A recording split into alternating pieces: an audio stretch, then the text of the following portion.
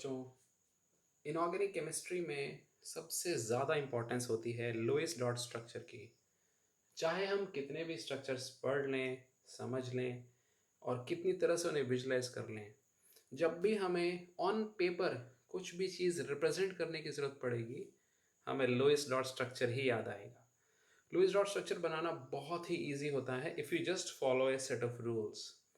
आप periodic table के अंदर एलिमेंट्स की पोजीशन के हिसाब से और उनके ऊपर जो इलेक्ट्रॉन्स होते हैं उसको इस्तेमाल करके स्ट्रक्चर्स बनाएंगे and you can modify these structures according to the charges given on the ion or any other species. So अभी हम देखेंगे बहुत प्यारा सा स्ट्रक्चर जो काफ़ी पॉपुलर है, बच्चों के एग्जाम्स में कई बार आता है, azide ion. This is azide ion. It is basically a molecular anion which consists of three nitrogen atoms. See, this is the symbol. It is N3 and it has got a minus charge over it. So this is the azide ion. अब हम चाहते हैं इसका हम Lewis dot structure बनाएं, तो इसकी recipe समझ लो।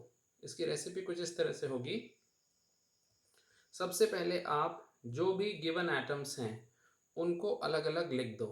जैसे आपने देखा इसमें 3 नाइट्रोजन एटम्स हैं, सो लेट मी जस्ट राइट 3 नाइट्रोजन, इसको लाइन में लगा दीजिए।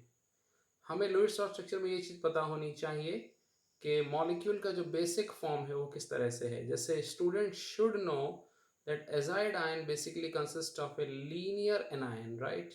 तो इसमें 3 एटम्स एक लाइन में लगे होंगे। अब आप देखिए एक माइनस चार्ज भी है, so let me give this minus charge to this nitrogen. Now you remember the valencies. Okay, nitrogen की नॉर्मल वैलेंसी 3 होती है, सो इन दोनों नाइट्रोजन की वैलेंसी हो जाएगी 3। That's good. और क्योंकि हमने इसमें माइनस चार्ज दे दिया, सो इसकी एक वैलेंसी घट चुकी है। Now it's has 2 valency.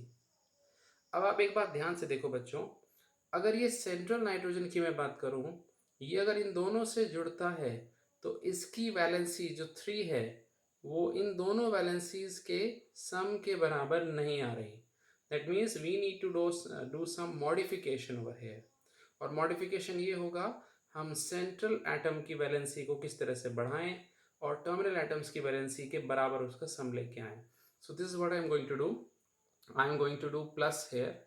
So if you do this plus, then surely you will increase the valency of this nitrogen by 1, क्योंकि this is now like carbon atom.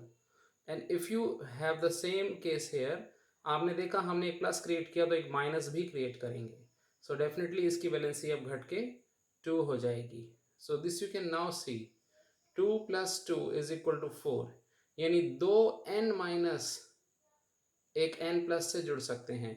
Now you draw them, you just draw 2 lines over here to see the double bond and you also draw 2 lines here to make the double bond, right. अब रही बात electrons को दिखाने की। आप देखिए n plus, इसके सारे इलेक्ट्रॉन बॉन्ड में खर्च हो गए, so no lone pair over this. और n माइनस मतलब इसके पास टोटल 6 वैलेंस इलेक्ट्रॉन्स थे, जिसमें से 2 इसने बॉन्ड में यूज कर लिए। सो श्योरली इस पर 4 इलेक्ट्रॉन्स लोन पेयर के अंदर मौजूद होंगे। सो दिस इज द स्ट्रक्चर।